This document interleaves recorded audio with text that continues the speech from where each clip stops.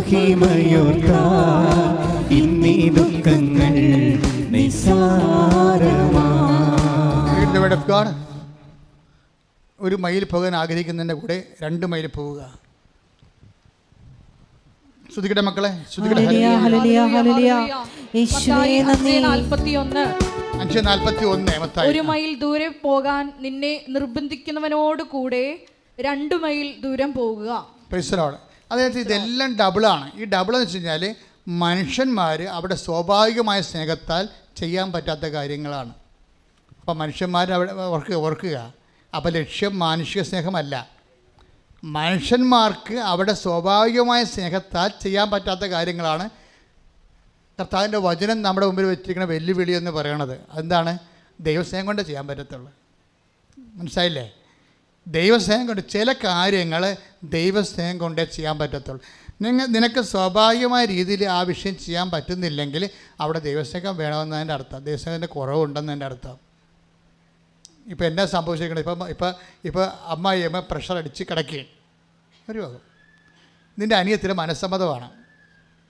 അപ്പം നിനക്കറിയാം, ആരെങ്കിലും ഒരു ഹോം നേഴ്സിനെ വിളിച്ച് നടത്തിയാൽ മരുന്ന് കൊടുക്കുമെന്ന് അറിയാം, നിനക്ക് ഉറപ്പായിട്ട് അറിയാം.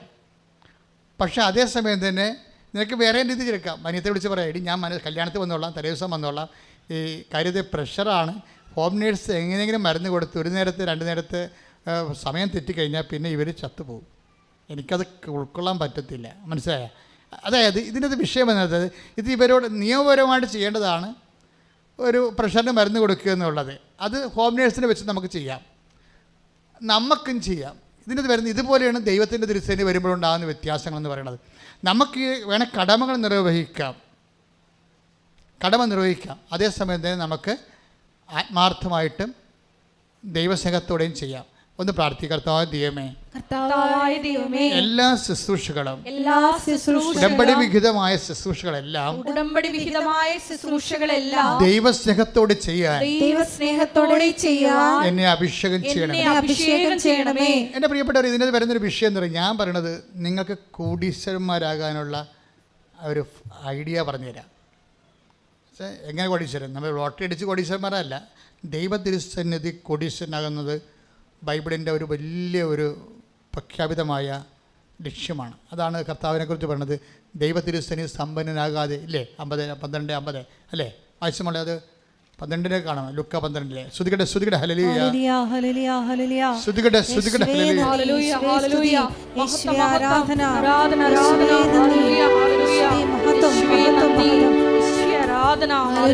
തിരുവോസ്തിയിൽ വാഴുമീശോ,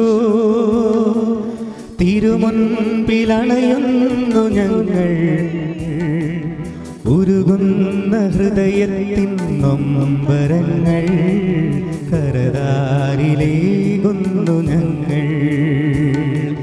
തിരുവോസ്തിയിൽ വാഴുമീശോ, തിരുമുൻപിലണയുന്നു ഞങ്ങൾ, ഉരുകുന്ന ഹൃദയത്തിൻ നൊമ്പരങ്ങൾ കരതാരിലേകുന്നു ഞങ്ങൾ. പരിശുദ്ധ പരമദിവ്യകാരുണ്യത്തിന് നേരവും ആരാധനയും സ്തുതിയും പുകഴ്ചയും ഉണ്ടായിരിക്കട്ടെ. ലൂക്ക 12:15. അനന്തരം അവൻ അവരോട് പറഞ്ഞു, ജാഗരൂകരായിരിക്കുവിൻ, എല്ലാ അത്യാഗ്രഹങ്ങളിൽ നിന്ന് അകന്നിരിക്കുകയും ചെയ്യുവിൻ. മനുഷ്യ ജീവിതം സമ്പത്ത് കൊണ്ടല്ല ധന്യമാകുന്നത്. ദൈവത്തിരുസേന സമ്പന്നനാകാതെ തനിക്ക് വേണ്ടി തന്നെ സമ്പത്ത് ശേഖരിക്കുന്നവന്റെ സ്ഥിതിയും ഇപ്രകാരമാണ്. ലൂക്ക 12:21 വായിക്കുക. ഇതുപോലെ തന്നെയാണ് ദൈവസന്നിധിയിൽ സമ്പന്നനാകാതെ തനിക്ക് വേണ്ടി സമ്പത്ത് ശേഖരിച്ചു വെക്കുന്നവനും. ഇങ്ങനെ ഒരു പ്രൊവിഷൻ ഉണ്ട്. എന്താണ്? ദൈവതിരുസന്നിധിയിൽ സമ്പന്നനാകുക. എൻ്റെ മക്കളെ, എല്ലാത്തിൻ്റെയും സോഴ്സ് എന്ന് പറഞ്ഞാൽ ഇതാണ്. നമ്മുടെ ക്യാപിറ്റൽ, മൂലധനം, ആത്മീയ മൂലധനം എന്ന് പറഞ്ഞാൽ ഇതാണ്. എന്താണ്? ദൈവ തിരുസന്നിധിയിലുള്ള സമ്പാദ്യം. ഇനി ദൈവ തിരുസന്നിധി സമ്പാദ്യം എങ്ങനെ വർദ്ധിപ്പിക്കാം? ഉടമ്പടി അതിന് നിങ്ങളെ എങ്ങനെ സഹായിക്കുന്ന? ഇതുകൂടി അറിഞ്ഞാൽ നമുക്ക് കുറച്ച് മുന്നോട്ട് പോകാൻ പറ്റും. ദൈവതിരുസന്നിധിയിൽ എങ്ങനെ നിങ്ങൾക്ക് സമ്പന്നനാകാം? അതിൽ ഒന്നാമത്തെ കാര്യം എന്താ അറിയാമോ? ഞാൻ നിങ്ങൾ നേരത്തെ പറഞ്ഞില്ലേ, ഈ മക്കൾ എന്ന് പറയുന്നത് ഒരു പദവിയാണ്. അതിൻ്റെ ഇഫക്റ്റ് റിസൾട്ട് എന്ന് വെച്ചാൽ മക്കളാണെങ്കിൽ പിന്നെ എന്താണ്? 8:17 വായിച്ച റോമാ 8:17 എന്താണത്? മക്കളാണെങ്കിൽ അവകാശികളുമാണ്. പക്ഷേ എന്തിൻ്റെ അവകാശികളാണ്? 1:3-9 അനുഗ്രഹം അവകാശമാക്കുന്നതിന് വേണ്ടി പറഞ്ഞ അനുഗ്രഹം അവകാശമാക്കുന്നതിന് വേണ്ടി വിളിക്കപ്പെട്ടിരിക്കുന്നവരാണല്ലോ നിങ്ങൾ. അപ്പൊ നമ്മൾ എന്ത് വിളിക്കപ്പെട്ടവരാണ്? അനുഗ്രഹം അവകാശമാക്കാൻ. ഇതെങ്ങനെ വരണത്? മക്കളാണെങ്കിൽ അവകാശികളുമാണ്. എന്തിൻ്റെ അവകാശികൾ? ഇപ്പം റോമ 8:17 എന്താ പറയണത് എന്ന് പറഞ്ഞ്? മക്കളാണെങ്കിൽ അവകാശികളുമാണ്. എന്തിൻ്റെ അവകാശികളാണ്? 1:3-9 എന്തിൻ്റെയാണ്? ദൈവാനുഗ്രഹത്തിനായി. വായിച്ചോളൂ. അനുഗ്രഹം അവകാശമാക്കുന്നതിന് വേണ്ടി വിളിക്കപ്പെട്ടവരാണല്ലോ നിങ്ങൾ. അനുഗ്രഹം എന്ന് പറഞ്ഞ് അനുഗ്രഹം അവകാശമാക്കുന്നതിന് വേണ്ടി വിളിക്കപ്പെട്ടവരാണല്ലോ നമ്മൾ. അപ്പൊ ഈ മക്കളാണെങ്കിൽ അവകാശികൾ എന്ന് പറയുമ്പോൾ 8:17 പറയുമ്പോൾ എന്തിൻ്റെ അവകാശികളാണ്? അനുഗ്രഹത്തിൻ്റെ അവകാശികളാണ് അല്ലേ? അപ്പോൾ മക്കൾക്കുള്ളത് അനുഗ്രഹമാണ്, അനുഗ്രഹത്തിൻ്റെ അവകാശികളാണ്. അതിന് ബേസിക്കായിട്ട് വാട്ട് ഈസ് ദ ബ്ലെസ്സിങ്? അനുഗ്രഹം എന്താണ്? The physical favours. അതാണ് അച്ഛൻ ആദ്യം പറഞ്ഞത്. ഇന്ന് കിട്ടുന്ന അനുഗ്രഹം നാളെ നമുക്ക് ചേരത്തില്ല. അതാണ് അനുഗ്രഹത്തിൻ്റെ കുഴപ്പം. പിടിയോ? ഇന്ന് കിട്ടുന്ന അനുഗ്രഹം നാളെ ചേരത്തില്ല. എന്താ കാര്യം? കാലം മുന്നോട്ട് പോകുന്ന അനുസരിച്ചുകൊണ്ട് നമ്മുടെ ആവശ്യങ്ങൾ ഡിഫർ ചെയ്തുകൊണ്ടേയിരിക്കും. കാലത്തിനൊപ്പമാണ് നമ്മൾ പോണത്. കാലത്തിനൊപ്പം പോകുന്ന അനുസരിച്ച് കൊണ്ട് ആവശ്യങ്ങൾ മാറിക്കൊണ്ടേയിരിക്കും. അപ്പോൾ അതുകൊണ്ട് എന്താ പറയുന്നത്? പല കാര്യങ്ങളും ആനുകൂല്യങ്ങളും നമ്മളെ കഷ്ടപ്പെട്ട് നേടിയത് പല സമയത്ത് നമുക്ക് ഉപകരിക്കാതെ വരും. പണ്ട് കെട്ടിയിരുന്ന കാര്യങ്ങൾ ഇപ്പോൾ ഒന്നും വേണ്ടല്ലോ. നമ്മുടെ ഈ പെൻഡ്രൈവ് മാത്രം നോക്കിയാൽ മതിയല്ലേ അല്ലേ? പെൻഡ്രൈവ് വന്നപ്പോൾ 300 പാട്ട് അല്ലെങ്കിൽ അതുപോലെ തന്നെ അല്ലെങ്കിൽ വീഡിയോ ഒക്കെ അതിൻ്റെ അകത്ത് സേവ് ചെയ്ത് വെക്കുകയാണ്. പണ്ടത്തെ CD ആയിരുന്നു നമ്മൾ ഉപയോഗിച്ചുകൊണ്ടിരുന്നത്. ഇപ്പോൾ CD ഇപ്പോൾ ആവശ്യമില്ല. CD ഇപ്പോൾ ആവശ്യമില്ല.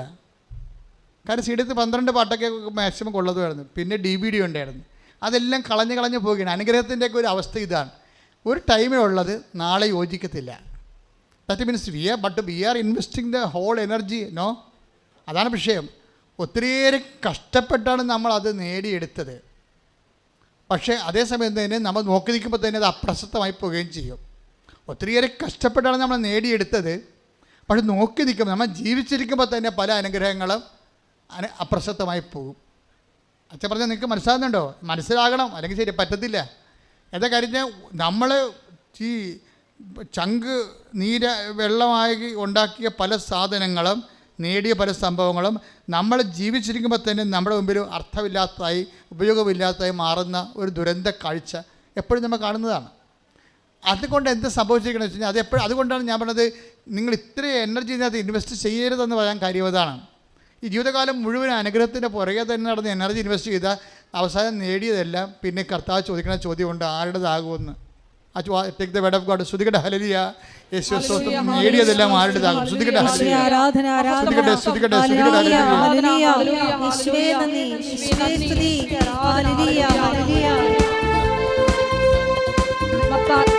ലൂക്കായുടെ സുവിശേഷം 12-ാം അധ്യായം 20-ാം തിരുവചനം. ലൂക്കാ 12:20 വായിച്ചോളൂ.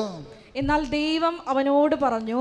എന്നാൽ ദൈവം അവനോട് പറഞ്ഞു, ഈ രാത്രി നിന്റെ ആത്മാവിനെ നിന്നിൽ നിന്ന് ആവശ്യപ്പെടും. അപ്പോൾ നീ ഒരുക്കി വെച്ചിരിക്കുന്നവ ആരുടേതാകും. ബ്ലെസ്സിങ്സിന്റെ അവസാനം കണ്ട, നമ്മൾ പറയുന്ന ബ്ലെസ്സിങ്സിന്റെ അവസ്ഥ കണ്ട. മക്കളാണെങ്കിൽ അവകാശികളുമാണ്. ഇപ്പം 8:17 മക്കളാണെങ്കിൽ അവകാശികളുമാണ്. എന്തിൻ്റെ അവകാശികൾ? 1:3-9 എന്താണ്? അനുഗ്രഹം അവകാശമാക്കാൻ വിളിക്കപ്പെട്ടവരാണ് നമ്മൾ. അനുഗ്രഹത്തിൻ്റെ അവകാശികളാണ്. അനുഗ്രഹത്തിൻ്റെ അവകാശികളുടെ അവസ്ഥ എന്താണ്? ഒറ്റ രാത്രി കൊണ്ട് നീ ഒരുക്കി വെച്ചിരിക്കണൊക്കെ ആരുടേതാകുമെന്ന് നിങ്ങളെ എന്ത് തലകുത്തി മറിഞ്ഞാലും ഇത് അന്യാധീനപ്പെടാൻ പോവുകയാണ്. എന്താ പ്രശ്നം വെച്ചാൽ നമ്മൾ എന്ത് തലകുത്തി മറിഞ്ഞാലും ചക്രശ്വാസം വരച്ചുണ്ടാക്കിയാലും ഈ സംഭവം നേടിയ സാധനം ആരുടേതാകും എന്ന് വെച്ച് കഴിഞ്ഞാൽ ആരുടെയെങ്കിലും ആകുമെന്ന് അർത്ഥം. ആരുടേതാകും.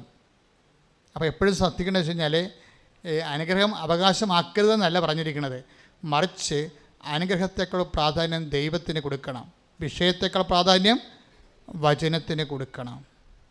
വിഷയത്തേക്കാൾ പ്രാധാന്യം വചനത്തിന് കൊടുത്താണ് മറിയത്തിൻ്റെ വിജയം എന്ന് പറയുന്നത്. മറിയത്തിൻ്റെ വിജയം നമ്മൾ അവസാനത്തേക്ക് പ്രവേശിക്കുകയാണ്. അതായത് വിഷയത്തേക്കാൾ പ്രാധാന്യം വചനത്തിന് കൊടുക്കും. അമ്മയുടെ ഒരു നിലപാടതാണ്. അമ്മ എന്താ ചെയ്തതെന്ന് വെച്ച് കഴിഞ്ഞാൽ അമ്മയോട് ഒത്തിരി കാര്യങ്ങൾ പറഞ്ഞേ. മാലാഖ മംഗളവാർത്ത സമയത്ത് ഒത്തിരി കാര്യം പറഞ്ഞില്ലേ? എന്തൊക്കെയാണ് പറഞ്ഞത്? യാക്കോബിൻ്റെ ഗോത്രത്തിൽ അവൻ എന്നേക്കും വലിയവനായിരിക്കും, ദാവീദിന്റെ സിംഹാസനം. Take the word of God. സ്തുതിക്കട്ടെ. ഹല്ലേലൂയ ഹല്ലേലൂയ ഹല്ലേലൂയ ഹല്ലേലൂയ ഹല്ലേലൂയ ഹല്ലേലൂയ. മഹത്വം മഹത്വം ആരാധന ഹല്ലേലൂയ. യേശുവേ നന്ദി, യേശുവേ നന്ദി. ലുക്കാ 1:32-33 വായിക്കട്ടെ. സ്തുതിക്കട്ടെ സ്തുതിക്കട്ടെ. ലുക്കാ 1:32-33. അവൻ വലിയവനായിരിക്കും. ഒന്ന് പറഞ്ഞ അവൻ വലിയവനായിരിക്കും. പറഞ്ഞേ അവൻ വലിയവനായിരിക്കും. അത്യുന്നതന്റെ പുത്രൻ എന്ന് വിളിക്കപ്പെടും. അത്യുന്നതന്റെ പുത്രൻ എന്ന് വിളിക്കപ്പെടും. അവന്റെ പിതാവായ ദാവീദിന്റെ സിംഹാസനം ദൈവമായ കർത്താവ് അവന് കൊടുക്കും. യാക്കോബിന്റെ ഭവനത്തിന്മേൽ അവൻ എന്നേക്കും ഭരണം നടത്തും. അവന്റെ രാജ്യത്തിന് അവസാനമുണ്ടാകുകയില്ല. ഇതാണ് വചനം അല്ലേ? ഇതാണ് മറിയത്തിന് കൊടുത്ത വചനം. ഈ വചനത്തിൽ പക്ഷേ മറിയത്തിന് സംഭവിക്കുന്നത് എന്താണ്? അവൻ വലിയവനായിരിക്കും, യാക്കോബിൻ്റെ ഗോത്ര വലിയവനായിരിക്കും, ദാവീദിന് സിംഹാസനമൊക്കെ കൊടുക്കുമെന്ന് പറഞ്ഞെങ്കിലും നമ്മുടെ വചനം മാംസമാകുമ്പോഴേ പ്രഥമ ദൃഷ്ടിയ ഫസ്റ്റ് എക്സ്പീരിയൻസ് എന്താണ്? യാക്കോബും ഇല്ല, ദാവീദും ഇല്ല, ആരുമില്ല. പിന്നെന്ത് പറ്റണത്? പ്രസവിക്കാൻ ഇടവുമില്ല, വീടുമില്ല, ഒന്നുമില്ല. പിന്നെന്താണ്? ഒരു ഇറയം പോലും ഇല്ല. ഇങ്ങനെ സ്റ്റാറ്റസ് ഇങ്ങനെ ചേഞ്ച് ചെയ്ത് വരാൻ കണ്ടില്ലേ? ഞാൻ എപ്പോഴും നിങ്ങളോട് പറയും, അനുഗ്രഹം തരുമ്പോൾ സ്റ്റാറ്റസ് ഉയർത്തിക്കൊണ്ട് തരും, കൃപ തരുമ്പോൾ സ്റ്റാറ്റസ് ഡീപ്രമോട്ട് ചെയ്യും. ഇതിൻ്റെ ഈ രണ്ട് വ്യത്യാസമുണ്ട്. നിൻ്റെ സ്റ്റാറ്റസ് ഡീപ്രമോട്ട് ചെയ്യുന്നെന്ന് പറയുമ്പോൾ പെട്ടെന്ന് നീ അക്കൗണ്ട് കർത്താവിൻ്റെ അക്കൗണ്ട് കയറ്റിയിട്ടേക്കണം. അത് നിൻ്റെ അക്കൗണ്ടിൽ കൊണ്ടുവെക്കുമ്പോൾ നിനക്ക് തലവേദന നെഞ്ചരിച്ചും ചിലപ്പോൾ അറ്റാക്ക് വരെ ഉണ്ടാവും. ഇത് അക്കൗണ്ടിങ്ങിൻ്റെ പ്രോബ്ലമാണിത്. അതായത് നിനക്ക് സ്റ്റാറ്റസ് ഡീപ്രമോട്ട് ചെയ്യുന്നു വിചാരിച്ചോ? ഇപ്പോൾ ചില ആളുകൾ വേണമെങ്കിൽ ജപ്തി കൊണ്ടുവന്ന് ജപ്തി പേപ്പർ കൊണ്ടുവന്ന് വാതിൽ ഒട്ടിച്ച് വെക്കത്തില്ലേ? അപ്പോൾ അവരുടെ തഹസിൽദാറിൻ്റെ അല്ലെങ്കിൽ വില്ലേജ് ഓഫീസറിൻ്റെ ബാങ്ക് മാനേജറിൻ്റെ വണ്ടി കിടക്കുമ്പോൾ ആൾക്കാർ അവർ പകൽ വന്നിടുമ്പോൾ എന്തിനാണ് വണ്ടി വന്നത്? നമ്മൾ മിണ്ടത്തില്ല. ഇത് അയാൾ ജപ്റ്റിന് ഒട്ടിക്കാൻ വന്നാണേ. പക്ഷേ അതേസമയം തന്നെ ആൾക്കാർ കണ്ടുപിടിക്കും എന്താ സംഭവം? ആ ജപ്തിയായല്ലേ, ഓ എന്നൊക്കെ പറഞ്ഞ് നിലയും പിടിച്ച് ആര്? നമുക്ക് നിലവിളിയില്ല, അവർക്ക് നിലവിളി ഉണ്ടാവും. ചുമ്മാ കള്ളത്തെ നമുക്കറിയാം. പക്ഷേ എന്താ പ്രശ്നം വെച്ച് കഴിഞ്ഞാൽ സ്റ്റാറ്റസ് ഡീപ്രമോഷനായി.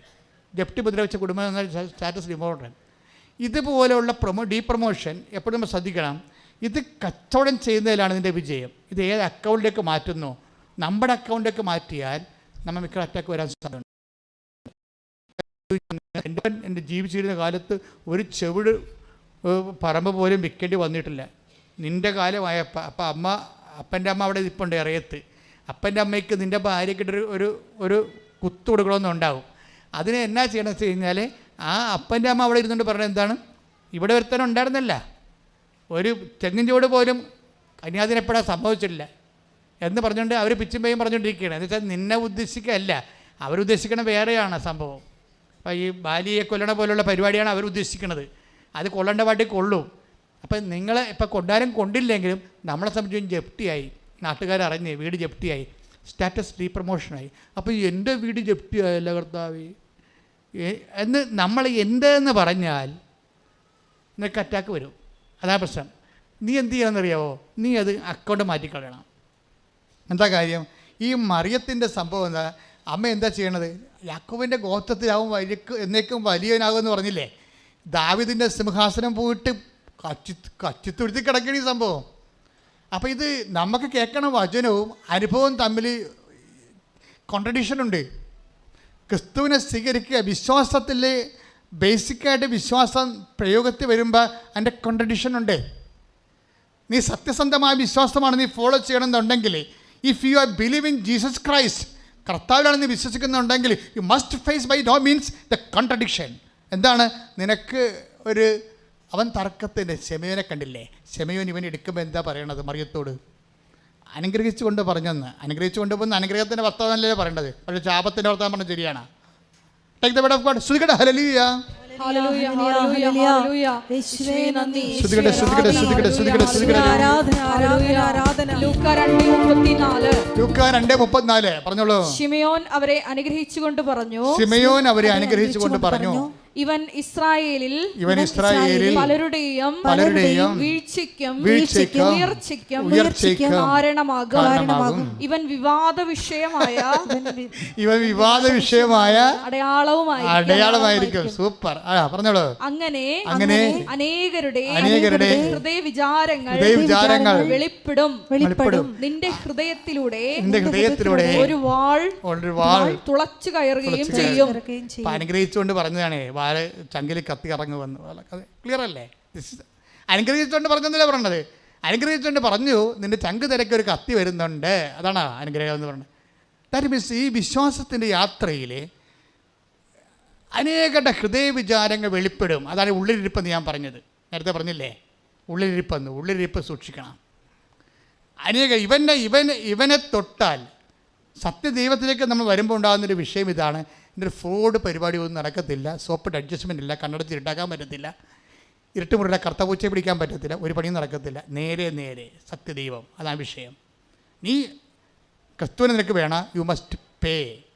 നീ അതിൻ്റേതായിട്ടുള്ള വില കൊടുക്കേണ്ടി വരും. വൈ? നമ്മൾ വിലക്ക് വാങ്ങപ്പെട്ടവരാണ്. 1 Corinthians 6:20. നിങ്ങൾ വിലക്ക് വാങ്ങപ്പെട്ടവരാണ്. ഒന്നിന് പറഞ്ഞേ, നിങ്ങൾ വിലക്ക് വാങ്ങപ്പെട്ടവരാണ്. അത് മനസ്സിലായില്ലേ? ഇതൊരു ഭയങ്കരമായൊരു വചനമാണ്. അതായത് ഈ ആൾ തുണിയില്ലാണ്ട് ഈ ഒരു കുറവിറച്ചിയായിട്ട് തൂങ്ങിക്കിടക്കണില്ലേ, അങ്ങനെ നമുക്ക് വേണ്ടി വില കൊടുത്ത ആളാണ്. അപ്പൻ അത് കാരണം അങ്ങയുടെ വില തിരിച്ചു കൊടുക്കാതെ അങ്ങനെ നമുക്ക് കിട്ടത്തില്ല. പിടികിട്ടിയാ? ഈ വില നമ്മൾ തിരിച്ചു കൊടുക്കണം. അതാണ് വിഷയം വരണത്. അതുകൊണ്ട് എന്താ സംഭവിക്കണത്? നമ്മൾക്ക് ഒരു വചനം നിവൃത്തിയാക്കാൻ വരുമ്പോൾ തന്നെ സൈൻ ഓഫ് കോൺട്രഡിക്ഷൻ വരും. എന്താ കാര്യം? ഒരു വചനം നമ്മൾ എക്സിക്യൂട്ട് ചെയ്യുമ്പോൾ ആദ്യകാലങ്ങളിൽ അത് വർക്കൗട്ട് ചെയ്യത്തില്ല. അപ്പോൾ പറയും, എൻ്റെ പേയ്മെൻറ്റ് വെക്കാൻ പറയും. ഈസി അല്ല പേയ്മെൻറ്റ് വെക്കാൻ. കാര്യം നമ്മൾ വിലക്ക് വാങ്ങപ്പെട്ടവരാണ്. 1 Corinthians 1:20. അപ്പോൾ ആ വചനം വരുമ്പോൾ തന്നെ നമ്മളെ സംബന്ധിച്ചിടത്തോളം അത് കൃപയായി കൺവേർട്ട് ചെയ്യുന്ന മുമ്പ് നമ്മളോട് പറയും പേയ്മെൻറ്റ് വെക്കാൻ പറയും. എന്ന് വെച്ച് കഴിഞ്ഞാൽ എന്താ കാര്യം? എന്താ പേയ്മെൻറ്റ്? അതിൻ്റെ പേയ്മെൻറ്റ് എന്ന് പറയണത് നമ്മളുടെ വിശ്വാസവും വചനവും നമുക്കുണ്ടാകുന്ന അനുഭവങ്ങളും തമ്മിൽ ചില സമയത്ത് ടാലി ആകത്തില്ല. മനസ്സിലായി? ഇത് എൻ്റെ മക്കൾ നിങ്ങൾ സത്യദൈവത്തെയാണ് ഫോളോ ചെയ്യണമെന്നുണ്ടെങ്കിൽ യു മസ്റ്റ് ഹിയർ ഇറ്റ്. നിങ്ങളത് കേൾക്കണം. എന്താ കാര്യം വെച്ച് കഴിഞ്ഞാൽ അതായത് നമ്മൾ കേൾക്കുന്ന വചനത്തിന് കടകവിരുദ്ധമായ അനുഭവമാണ് ഫസ്റ്റ് ടൈമിൽ നമുക്ക് കിട്ടണത്. ഇപ്പം അമ്മയോട് എന്താ പറഞ്ഞത്? അവൻ യാക്കോബിൻ്റെ ഗോത്രത്തിൽ വലിയവനായിരിക്കും, ദാവീദിൻ്റെ സിംഹാസനം നൽകുമെന്ന് പറഞ്ഞെങ്കിലും അവൻ അനുഭവിക്കുന്നത് എന്താണ്? ഒരു വീട് പെറ്റുകിടക്കാൻ വേണ്ടി ഒരു ഇറയം പോലും കിട്ടാത്ത അവസ്ഥയാണ് ഉള്ളത്. അപ്പം ഇങ്ങനെയാണെങ്കിലും കുറച്ച് കഴിയുമ്പോൾ രാത്രിയാകുമ്പോൾ ബന്ധുക്കളില്ല, സ്വന്തപ്പെട്ടവരില്ല, ആരുമില്ല, എല്ലാവരും ഒറ്റപ്പെടുത്തി പ്രാകൃതരായ കുറേ മനുഷ്യർ എന്നെ കാണാൻ ഇടിച്ചതല്ലേ. അവരിപ്പോഴാന്ന് ഇങ്ങനെ ഇരുട്ടത്ത് സ്വരം കേൾക്കുമ്പോൾ മറിയം ഇങ്ങനെ വെട്ടിച്ച് നോക്കുന്നുണ്ട്, ആരാണ് ഈ രാത്രി അവൻ. അപ്പോൾ കുറേ പ്രാകൃതം പിടിച്ച മനുഷ്യർ ഇടയന്മാരാ ഇരുട്ടത്ത് നിൽക്കുകയാണ്. അവന്മാരെന്തൊക്കെ തമ്മിൽ പറ്റും പറയാനുണ്ട്. അപ്പോൾ അവർ പറയണത് നമ്മളോട് പറഞ്ഞത് തന്നെയാണ്. ഈ കുഞ്ഞിനെ കാണുമ്പോൾ തോന്നണത് അത് പിള്ളേക്കച്ച് പൊതിഞ്ഞ് കിടക്കുകയാണെന്നൊക്കെ പറയുമ്പോഴും അവർ കണ്ടിട്ട് അവർ പോകും. പക്ഷെ മറിയത്തിന് അതൊരു സൂചനയാണ്. എന്താണ്? മറിയം ആ വിഷയത്തെ എടുക്കണത് എങ്ങനെയാണ്? പെറ്റതറിയാൻ വേണ്ടി ആദ്യം വരുന്നതാണ്. സ്വന്തം ബന്ധുക്കളൊന്നും അല്ലേ വന്നിരിക്കണതേ, നാട്ടുകാർ പോലും അല്ലേ, ഒരു പരിചയമില്ലാത്ത ആൾക്കാരാണ് വന്നിരിക്കുന്നത്. അപ്പോൾ ഇതൊക്കെയാണ് മറിയത്തിൻ്റെ അനുഭവങ്ങൾ. മറിയത്തിൻ്റെ ഈ അനുഭവത്തെ അമ്മ എന്ത് ചെയ്യണതാണ്? അമ്മ ഇതിൻ്റെ തർക്ക വിഷയമാക്കുന്നില്ല. മറിയത്തിന് വേണമെങ്കിൽ തർക്കിക്കുക, അവിടെ വകുപ്പുണ്ട്. എന്താ കാര്യം? അപ്പം പറഞ്ഞിട്ടാണ് ഗർഭിണിയായിരിക്കണത്. അപ്പം പറഞ്ഞിട്ടാണ് ഈ പുരുഷനെ അറിയാതെ പരിശുദ്ധാത്മാവിലെ ഗർഭിണിയായിരിക്കണത്. അതിൻ്റെ പേരിൽ കുറേ കേട്ടതാണ്. പക്ഷേ അതേസമയം തന്നെ അങ്ങനെ വരുമ്പോൾ ആ അപ്പം തന്നെ ഒന്ന് ഹെൽപ്പ് ചെയ്യേണ്ടേ? നമ്മുടെ ദൈവത്തിൻ്റെ ഒരു വചനം പാലിക്കുമ്പോൾ ദൈവം ഒരു ഇൻസെൻറ്റീവ് നമുക്ക് തരണ്ടേ? അതൊരു മാന്യതയുടെ ഭാഗമല്ലേ ദൈവത്തിൻ്റെ വചനം? ഇപ്പോൾ എൻ്റെ വാക്ക് നിങ്ങൾ കേട്ടാൽ ഞാൻ നിങ്ങളൊന്ന് സന്ധിക്കണമല്ലോ. പക്ഷെ ആ സന്ധിപ്പും ചില സമയത്ത് ദൈവം തരത്തില്ല. ദൈവം തരത്തില്ല എന്ന് വെച്ചാൽ തരത്തേയില്ല എന്നല്ല, മറിയത്തെപ്പോലെ വചനം വായിക്കണം. മറിയത്തോട് എന്താ പറഞ്ഞിരിക്കുന്നത്? ഇപ്പം പരിശുദ്ധാത്മാവ് പറഞ്ഞത് എന്താണ്? കർത്താവ് നിന്നോട് അരുളിച്ചെയ്ത കാര്യങ്ങൾ നിറവേറുമെന്ന് വിശ്വസിച്ച നീ ഭാഗ്യവതി. എന്ന് വെച്ചാൽ കർത്താവ് അരുളിച്ചെയ്ത കാര്യങ്ങളല്ലല്ലോ നടന്നത്. യാക്കോബിൻ്റെ ഗോത്രത്തിൽ അവൻ വലിയവനായിരിക്കും, ദാവീദിൻ്റെ സിംഹാസനം നൽകുമെന്ന് പറഞ്ഞിട്ടും കിട്ടിയിരിക്കുന്നത് കാലിത്തൊഴുത്താണല്ലോ. പക്ഷേ ഇതുകൊണ്ട് ഈ നേരം വെളുക്കണില്ലെന്ന് മറിയത്തിനറിയാം. കാര്യം എന്താണ്? അവസാന വാക്കുണ്ട്, അവൻ്റെ രാജ്യത്തിന് അവസാനം ഉണ്ടാകത്തില്ല. അതായത് ദൈവ പൈതലേ, ഒരു പ്രഥമ ദൃഷ്ടിയ ഫസ്റ്റ് ചാൻസിലേ നിൻ്റെ നീ വിചാരിക്കണ വചനമോ നീ ഇതിൻ്റെ പ്രാർത്ഥനയ്ക്കോ ഉത്തരം കിട്ടിയിട്ടില്ലെങ്കിലേ അത് കിട്ടുകയില്ലെന്ന് നീ ധരിക്കരുത്. മനസ്സിലായ? അതിനാണ് കർത്താവ് അരുളിച്ചെയ്ത കാര്യങ്ങൾ നിറവേറുമെന്ന് വിശ്വസിച്ച നീ ഭാഗ്യവതി. അതെന്താ സംഭവിച്ചു കഴിഞ്ഞാൽ അവിടെ ഒരു പ്രത്യാശയാണുള്ളത്. 1:45. അതായത് ഒരു സമയത്ത് ഇപ്പം നിങ്ങൾ ഉടമ്പടി എടുക്കുമ്പോൾ ഞങ്ങളുടെ സാക്ഷി കേൾക്കുമ്പോൾ നിങ്ങൾ ഓർക്കും, ഉടമ്പടി എടുക്കുമ്പോൾ എനിക്കും നിങ്ങൾക്ക് അതുപോലെ തന്നെ സംഭവിക്കും. ഈ മൊഡ്യൂൾസ് എല്ലാം ഇപ്പം തന്നെ ക്ലിയർ ചെയ്യുമെന്ന്. പക്ഷേ ഇപ്പം ക്ലിയർ ചെയ്യത്തില്ല. ചിലക്കിപ്പോൾ ക്ലിയർ ചെയ്യത്തില്ല. ഈ ആഴ്ച തന്നെ വസ്തു വിറ്റ് പോകുമെന്ന് പറഞ്ഞു. ഞാൻ ഉടമ്പടി എടുത്തിട്ടുണ്ട്, ഈ ആഴ്ച വസ്തു വിറ്റ് പോകണം. ചില സമയത്ത് ചിലർക്ക് ആ ആഴ്ച വിറ്റ് പോകത്തില്ല. പക്ഷേ ഉള്ള പ്രോബ്ലം വെച്ച് കഴിഞ്ഞാൽ പേയ്മെൻറ്റ് അപ്പം തന്നെ നീ കൊടുക്കണം. എന്താ കാര്യം? ഈ സൈൻ ഓഫ് കോൺട്രഡിക്ഷൻ നിൽക്കണമുണ്ട്. അവൻ തർക്കത്തിൻ്റെ അടയാളമായിരിക്കും. തർക്കത്തെ വെച്ച് കഴിഞ്ഞാൽ നമ്മൾക്ക് കേൾക്കണ വചനവും അനുഭവിക്കുന്ന ജീവിതാനുഭവവും തമ്മിൽ കോൺട്രഡിക്ഷൻ ഉണ്ടാകും ചില സമയത്ത്. വിശ്വാസി, ഞാൻ പറഞ്ഞ മനസ്സിലാകുന്നുണ്ടോ? അതായത് കേൾക്കുന്ന വചനം. ഇപ്പം നീ ഭർത്താവിൻ്റെ കുടി മാറാൻ വേണ്ടി ഉടമ്പടി എടുത്തു, അവർ കുഴപ്പമില്ല അയാളെ കുടി മാറാൻ വേണ്ടി. അപ്പം നമുക്കറിയാം കുടി മാറിയ ഭർത്താവ് സമാധാനമുള്ള ക്രിസ്മസ് എന്ന് പറഞ്ഞ് വീട്ടിൽ പോയിരിക്കുകയാണ്. അപ്പോഴാണ് അറിയണത് അയാളുടെ വാട്സപ്പിൽ വേറെ പെണ്ണുങ്ങളുമായിട്ടൊക്കെ ബന്ധമുണ്ടാകും. മാതാവേ, പണ്ട് കുടി മാത്രമേ ഉണ്ടായിരുന്നുള്ളൂ, ഇപ്പോൾ വേറെ പരിപാടിയൊക്കെ ഉണ്ടായും. അതോടുകൂടി നീ ബോധം കെട്ട് വീഴും. ഇനി ഉടമ്പടിയും വേണ്ട, ഒരു വണ്ണാങ്കട്ടയും വേണ്ട, വെറുതെ മനുഷ്യൻ്റെ വെറുതെ കള്ള കാശും പോയി ആലപ്പുഴ പോയി എന്ന്. അത് തന്നെ സാധനം. അതാണ് പേയ്മെൻ്റ് എന്ന് പറയണത്. ഇത് മിക്കവാറും ഒരു 60% ആൾക്കാർ ഇതിൻ്റെ അകത്ത് വീഴണമെന്ന് ദൈവത്തിന് നിശ്ചയമുണ്ട്. കാര്യം വെച്ച് കഴിഞ്ഞാൽ ഈ നിൻ്റെ വിഷയം കർക്കശമാക്കുമ്പോൾ ഓർക്കുക, നിന്നെ ദൈവത്തിന് വിശ്വാസമില്ലെന്ന്. നീ എന്തോ ഒരു ആചാരം പോലെ അനുഷ്ഠാനം പോലെ ആക്കാനും വേണ്ടി ഒക്കാനിച്ചിട്ട് ആലപ്പുഴയിൽ നിന്ന് പോയിരിക്കുകയും എന്താ സംഭവിച്ചു കഴിഞ്ഞാൽ നിനക്കിതിലൊന്നും അറിയത്തില്ല. എന്തൊക്കെ കാണിച്ച് കുട്ടിച്ച് പോയിട്ട് ഇപ്പം തന്നെ ഈ മരം കുലുക്കി അനുഗ്രഹം വിടാമെന്നും പറഞ്ഞ് പോയിരിക്കുക. നടക്കത്തില്ല. You must pay it. നിങ്ങൾ ആരോടാണ് ഉടമ്പടി ചെയ്തിരിക്കുന്നത്, അയാളുമായിട്ടുള്ള agreement, terms and conditions, contract base എന്താണ് നോക്കിയിട്ട് യു മസ്റ്റ് പേ. എന്താണ്? നിൻ്റെ വചനം അമ്മയ്ക്ക് സംഭവിച്ച പോലെ പ്രഥമ ദൃഷ്ടിയാലും ചിലപ്പോൾ നേരെ ഓപ്പോസിറ്റായിട്ട് സംഭവിക്കും. യാക്കോബിൻ്റെ ഗോത്രത്തിൽ അവൻ വലിയവനാകും, പക്ഷേ എന്ന് പറഞ്ഞാലും ആ വലിയവൻ ചിലപ്പോൾ തൽക്കാലമാകത്തില്ല. മനസ്സിലായില്ലേ? പക്ഷേ അപ്പോൾ വെയിറ്റ് ചെയ്യണം. നമ്മളിതിൻ്റെ ഇടയ്ക്ക് ബ്രാൻഡഡ് ആകരുത്. ബ്രാൻഡഡ് അത് ഞാൻ വെച്ചാൽ നിങ്ങളെ അതിൻ്റെ പേരിൽ എന്തെങ്കിലും ഒരു നെഗറ്റീവ് അനുഭവങ്ങളുണ്ടായതിൻ്റെ പേരിൽ എന്നാൽ പിന്നെ പ്രാർത്ഥന കുറച്ചേക്കാം, എന്നാൽ പിന്നെ പ്രവർത്തനം കുറച്ചേക്കാം എന്നൊക്കെ പറഞ്ഞുകൊണ്ട് നിങ്ങൾ പറഞ്ഞ ഉടമ്പടി ടേംസ് ആൻഡ് കണ്ടീഷന് പിന്നിലേക്ക് പോയാൽ പിന്നെ തിരിച്ചു വരാൻ കുറച്ച് പാടുപെടും. എന്താ കാര്യം? ദൈവം നിങ്ങളെ അവിശ്വസ്തര ഗണത്തിൽ പെടുത്തിപ്പോയി, ലിസ്റ്റായിപ്പോയി. അതാണ് പ്രശ്നം. നിങ്ങളെ അവിശ്വസ്തരുടെ ഗണത്തിലേക്കാരും വിശ്വാസം കൊണ്ട് ഇത് വർക്ക് ചെയ്തില്ല, വിശ്വസ്തത കൊണ്ടല്ലേ വർക്ക് ചെയ്യണത്. അപ്പോൾ ആദ്യമേ ഇങ്ങനെ കഴിച്ച അനുഭവം ഉണ്ടായി കഴിയുമ്പോൾ ഈ സൈൻ ഓഫ് കോൺട്രഡിക്ഷൻ, തർക്കത്തിൻ്റെ അടയാളം എന്നുള്ള സംഭവം മറക്കരുത്. ക്രിസ്തുവിനെ ആർജിക്കാൻ ആവശ്യപ്പെടുമ്പോൾ അതിൻ്റെ പേയ്മെൻറ്റ് കൊടുക്കണം. കാരണം ക്രിസ്തു പേയ്മെൻറ്റ് വെച്ചതാണ്. അതാണ് പ്രശ്നം, വില കൊടുത്തതാണ്. അതുകൊണ്ട് നമ്മുടെയൊക്കെ വില ചോദിക്കുമ്പോൾ നമ്മൾ കുറച്ച് വില അങ്ങ് കൊടുക്കണം. എന്താണ്? വിശ്വാസത്തിൻ്റെ വില, പ്രത്യാശയുടെ വില, ദൈവസ്നേഹത്തിൻ്റെ വില. അപ്പോഴും ഞാൻ ഉറച്ചു നിൽക്കും. എൻ്റെ കർത്താവ് അവൻ്റെ ടൈം ആകുമ്പോൾ അവനെന്നെ ഏറ്റെടുത്തോളൂ എന്ന് പറയും. പിന്നെ ഒരു കാര്യം കൂടി നിങ്ങൾ മനസ്സിലാക്കാൻ ഞാൻ ആഗ്രഹിക്കുന്നുണ്ട്. കാര്യം, ഈ മക്കൾ എന്ന പദവി എനി ഫുൾ കൺ ഗെറ്റ്. നമ്മൾ അല്പം ഒന്ന് ശ്രദ്ധിക്കണമെങ്കിൽ നമുക്ക് മക്കളാകാൻ പറ്റും, അവകാശികളും ആകാൻ പറ്റും. പക്ഷേ അനുഗ്രഹത്തിൻ്റെ അവകാശം എന്താണെന്ന് അറിയാം. നിങ്ങൾക്കറിയാമല്ലോ, അനുഗ്രഹം കുറച്ച് ചെയ്യുമ്പോൾ യുസാൻ ത്രോയ് ആയിപ്പോവും, ആരുടെയെങ്കിലും ആയിപ്പോവും. നിങ്ങൾ പണ്ട് നിങ്ങൾ കല്യാണമൊക്കെ കഴിച്ച് 2018 ഞാനിപ്പോൾ കല്യാണം കഴിച്ചില്ലേ, ഇപ്പോൾ ചത്തുപോകുമോ എന്ന് പറഞ്ഞ് ബഹളം ഉണ്ടാക്കി വന്ന് ഉടമ്പടി എടുത്ത ആൾക്കാർ കല്യാണം കഴിച്ചിട്ടില്ലേ? കല്യാണം കഴിച്ചിട്ട് അവർ രാജ്യം വിട്ട് അമേരിക്കയിലും കാനഡയിലൊക്കെ പോയിട്ടുണ്ട്. ഇപ്പോൾ അവർ വിളിച്ച് ചോദിക്കാവാ. അപ്പോൾ പറയും, അത് ഞാനന്ന് പണ്ട് 2018 ഇവിടെ വന്ന് ഉടമ്പടി എടുത്താണ്, അങ്ങനെ കല്യാണം നടന്നത്. ഞാൻ പറഞ്ഞ കല്യാണം സുഖമായിട്ട് ജീവിക്കണ്ടായി. ഇപ്പോൾ എന്ന് ചോദിക്കുമ്പോൾ അതാണ് പ്രശ്നം. അപ്പോൾ ഇപ്പോൾ സുഖമായിട്ടാണ് ജീവിപ്പുണ്ട്. അപ്പോഴെന്താണ് ഒരു കാണ്ടാമൃഗത്തെ കെട്ടി ആഘോഷമായിട്ട് അനുഭവിക്കണവരെ. അപ്പോഴിതാണ് പ്രോബ്ലം. ഇന്ന് കിട്ടുന്ന അനുഭവം നാളെ അത് നിലനിൽക്കണമെന്നില്ല. പക്ഷേ ക്രിസ്തു എന്ന് നിലനിൽക്കുന്നു. നിങ്ങളതാണ് ടേക്ക് ചെയ്യണത്. ഈ ഭർത്താവും ഭാര്യയും അനുകൂല്യവും അനുഭവവും ഒക്കെ ഇങ്ങനെ മാറി മാറിപ്പോവും. പക്ഷേ നിങ്ങൾ ടാർഗറ്റ് ചെയ്യേണ്ടത് ക്രിസ്തു എന്ന് നിലനിൽക്കുന്നു. Take the word of God. യോഹന്നാൻ 12:34. യോഹന്നാൻ 12:34. ക്രിസ്തു എന്നേക്കും നിലനിൽക്കുന്നു എന്നാണല്ലോ നിയമത്തിൽ ഞങ്ങൾ കേട്ടിട്ടുള്ളത്. വചനത്തിൽ പറയുന്നത് എന്താണ്? ഇപ്പം ഭർത്താവായാലും ഭാര്യയായാലും എന്നേക്കും നിലനിൽക്കത്തില്ല, മക്കളും എന്നേക്കും നിലനിൽക്കത്തില്ല, അവിടെ സ്വഭാവം എന്നേക്കും നിലനിൽക്കത്തില്ല. അമ്മ മമ്മി എന്നൊക്കെ പറഞ്ഞുകൊണ്ട് ആദ്യം ഗുഡ് നൈറ്റൊക്കെ പറഞ്ഞുകൊണ്ട് പോയവൻ ഇപ്പം ഗുഡ് നൈറ്റ് പറയണില്ലല്ല. ആ ഗുഡ് നൈറ്റ് പറഞ്ഞാൽ വേറെ ആൾക്കാരോടാണ്. അതാണ് പ്രശ്നം. പിടിയിട്ടില്ലേ? സമയം പിടികിട്ടിയാ? മമ്മി ഗുഡ് നൈറ്റ് എന്നൊക്കെ പറഞ്ഞാണല്ലോ ഇവിടുന്ന് പോയത്. ആ ഒരു ദിവസമൊക്കെ ഇങ്ങോട്ട് മമ്മിയുടെ 2 ആഴ്ചയൊക്കെ വിളിച്ച് പറയാമായിരുന്നു, മമ്മി സുഖമാണ്, ഉറങ്ങിയത്, ഉണിച്ചാന്നൊക്കെ നിങ്ങൾ ചോദിക്കുമ്പോൾ അവസാനം കിസ്സി മമ്മി ഗുഡ് നൈറ്റ് എന്നൊക്കെ പറഞ്ഞിട്ട് പോകും. ഇപ്പോൾ അവൻ നമുക്ക് ഗുഡ് നൈറ്റ് പറയണില്ല, അവൻ കിസ്സും ഗുഡ് നൈറ്റ് കൊടുക്കണ വേറെ അക്കൗണ്ടിലാണ്. അതാണ് പ്രശ്നം. എന്നേക്ക് നിലനിൽക്കത്തില്ല. നിങ്ങൾ തലമറന്ന് എണ്ണ തേക്കരുത്, മക്കളെ കാണുമ്പോൾ ദൈവത്തെ മറക്കരുത്. അതാണ് ക്രിസ്തു. അത് 12:34. ക്രിസ്തു എന്നേക്ക് നിലനിൽക്കുന്നു. ദാറ്റ് മീൻസിൻ്റെ അർത്ഥം എന്താണ്? Shadow word. What is a shadow word?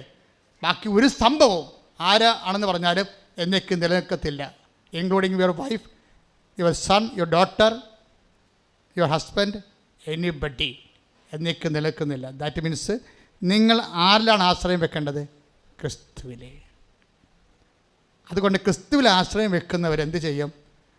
ഏതെങ്കിലും കാര്യത്തിൽ ഒരു ചെറിയ വിരോധാഭാസം കണ്ടാൽ, ഒരു തർക്കമായിട്ട് കണ്ടാൽ, അനുഭവം കേൾക്കുന്ന വചനവും അനുഭവിക്കുന്ന വിഷയവും തമ്മിൽ വാളും പരിചയമായിട്ട് ഓങ്ങി നിന്ന് നമുക്കത് മനസ്സിലാകാത്ത അവസ്ഥ വന്നാൽ വചനത്തിൽ തന്നെ ശ്രദ്ധിച്ചുകൊണ്ട് ഹൃദയത്തെ സംഗ്രഹിച്ച് കളയും.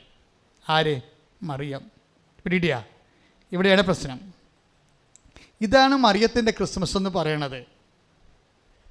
എന്ന് വെച്ച് കഴിഞ്ഞാൽ വചനത്തിൻ്റെ ഒപ്പം നൽകിയിട്ടുള്ള വാഗ്ദാനങ്ങൾ പ്രഥമ ദൃഷ്ടിയ നിറവേറണില്ല എന്ന് പറയുമ്പോഴും അതിന് ഘടകവിരുദ്ധമായി സംഭവിച്ച് തർക്കത്തിൻ്റെ അടയാളമായ അവനെ ഗർഭം ധരിച്ച് അവനെ പ്രസവിച്ച് ഒരമ്മയായി മാറുമ്പോഴും അവിടെ മുമ്പിലുള്ള സംഭവം എന്താണ്? നിന്നോട് പറഞ്ഞിരിക്കുന്ന ഓരോ വചനങ്ങളും, ഉടമ്പടി നീ വെച്ചിരിക്കുന്ന ഓരോ വിഷയങ്ങളും നടക്കും. അല്പം പോലും നടക്കാതിരിക്കത്തില്ല. പക്ഷേ പേയ്മെൻറ്റ് കാലം ശ്രദ്ധിക്കണം. വില കൊടുക്കുന്ന സമയമില്ലേ? വിശ്വാസത്തിന് വില കൊടുക്കണം, പ്രത്യാശയുടെ വില കൊടുക്കണം, പിന്നെ ദൈവസ്നേഹത്തിൻ്റെ വില കൊടുക്കണം. പിന്നെ ഒരു കാര്യം കൂടി, ഈ ഹൃദയത്തെ സംഗ്രഹിക്കുമ്പോൾ അമ്മ ചെയ്യുന്നൊരു കാര്യമുണ്ട്. എന്താണ്? മക്കളുടെ റാങ്കിൽ നിന്ന് മാറിയിട്ട് ദാസിയായിട്ട് അങ്ങോട്ട് കൺവേർട്ട് ചെയ്യപ്പെടും. മക്കളെന്ന് പറഞ്ഞു കഴിഞ്ഞാൽ ഒരു റാങ്കാണ്. അതിൻ്റെ അപ്പുറത്തൊരു റാങ്കുണ്ട്, ദാസി, സെർവൻറ്റ്. അമ്മയും ഈശോയും ഒക്കെ എക്കാലങ്ങളിൽ നടന്നിട്ടുള്ളത് ഈ റാങ്കിലാണ് അവർ നിൽക്കുന്നത്, സെർവൻറ്റ് റാങ്കിലാണ്. ഇവരെങ്ങനെയാണ് സെർവൻ്റ് ആയെന്ന് വെച്ച് കഴിഞ്ഞാൽ ഈ ഹൃദയത്തെ സംഗ്രഹിക്കുന്നതിന്, അതായത് നമ്മൾ ചോദിക്കുന്ന ചില കാര്യങ്ങൾ നമ്മൾ പറയുന്ന അതേ നിറത്തിലും ഗുണത്തിലും വണ്ണത്തിലും ലഭിച്ചില്ലെങ്കിൽ, ചിലപ്പോൾ അക്കാര്യം അതേപടി നടന്നില്ലെങ്കിലും നമ്മൾ ദൈവത്തിൽ വിശ്വസിച്ച് മുമ്പത്തെക്കാൾ ദൈവത്തിൽ കൃപയിൽ വിശ്വാസത്തിൻ്റെ ജീവിതം നമ്മൾ നയിക്കുമ്പോൾ നമ്മൾ സെർവൻ്റായി മാറുകയും. പിടികിട്ടിയ? എപ്പോഴാണ് സെർവൻ്റ് ആകണമെന്ന് മനസ്സിലായില്ലേ? ഇപ്പം സെർവൻറ്റിനെ സംബന്ധിച്ചിടത്തോളം, അതായത് നമ്മൾ വിചാരിക്കുന്ന കാര്യങ്ങൾ അതിൻ്റെ ഗുണത്തിലും നിറത്തിലും വണ്ണത്തിലും എണ്ണത്തിലും നടക്കാതിരിക്കുകയും അതിന് ഘടകവിരുദ്ധമായ സംഭവങ്ങൾ നടക്കുകയും ചെയ്യുമ്പോഴും നമ്മൾ ദൈവത്തെ വിശ്വസിച്ചും സ്നേഹിച്ചും അതേ തന്നെ പ്രത്യാശിച്ചും പോകുമ്പോൾ നമ്മൾ കൈവരിക്കുന്നൊരു നിലപാടിൻ്റെ പേരാണ് സമർപ്പണം. ഈ സമർപ്പണമാണ് സെർവൻ്റ് ആക്കണത്. പിടിയ? അതായത് ചില കാര്യങ്ങൾ നമ്മൾ ദൈവത്തിന് സമർപ്പിക്കാൻ വേണ്ടിയുള്ളതാണ്. ഈ സമർപ്പണമാണ് നമ്മളെ സ്വത്തുകാരാക്കി മാറ്റണത്. ദൈവതിരുസന്നിധി സമ്പന്നരാകാമെന്ന് പറഞ്ഞില്ലേ? അത് ഈ സമർപ്പണത്തിലൂടെയാണ്. എൻ്റെ ദൈവപൈതലേ, നീ ഇത്രയും നാൾ 10, 30, 20 തൊട്ട് 60, 70 വയസ്സ് വരെ ദൈവത്തിൻ്റെ കൂടെ നടന്നില്ലേ? നിനക്ക് വല്ല സമ്പത്തും ഉണ്ടോ? ദൈവത്തിൻ്റെ തിരുസന്നിധി എന്തെങ്കിലും സമ്പത്തുണ്ടെങ്കിൽ അത് നിൻ്റെ നടക്കാത്ത പ്രാർത്ഥനകളുടെ ഉത്തരം മാത്രമായിരിക്കും. നമ്മുടെ സമ്പത്തെന്ന് പറഞ്ഞാൽ എന്താണ്? നമ്മൾ ഇന്ന് വരെ ന്യായമായിട്ട് ദൈവം നമുക്ക് ചെയ്തു തരേണ്ട കാര്യങ്ങൾ നമുക്ക് ചെയ്തു തരാത്തപ്പോഴും ദൈവത്തിലുള്ള വിശ്വാസം അതേപടി നിലനിർത്തിക്കൊണ്ട് അവിടുത്തെ സ്നേഹത്തിൽ പൊരിഞ്ഞ് അവന് വേണ്ടി സുവിശേഷത്തിന് സാക്ഷ്യമാകുമ്പോഴേ you will be a servant. അതാണ് ഇതാ ഞാൻ തിരഞ്ഞെടുത്ത എൻ്റെ ദാസൻ, എൻ്റെ ആത്മാവ് പ്രസാദിച്ച എൻ്റെ പ്രിയപ്പെട്ടവൻ. അപ്പോൾ അനുഗ്രഹമല്ല, പ്രസാദമാണ് കിട്ടുന്നത്. കൃപയുടെ വഴി അതാണ്. കൃപ പലപ്പോഴും നമുക്ക് ലഭിക്കണത് നമ്മൾ പ്രതീക്ഷിച്ച അതേ അനുഗ്രഹം അതേ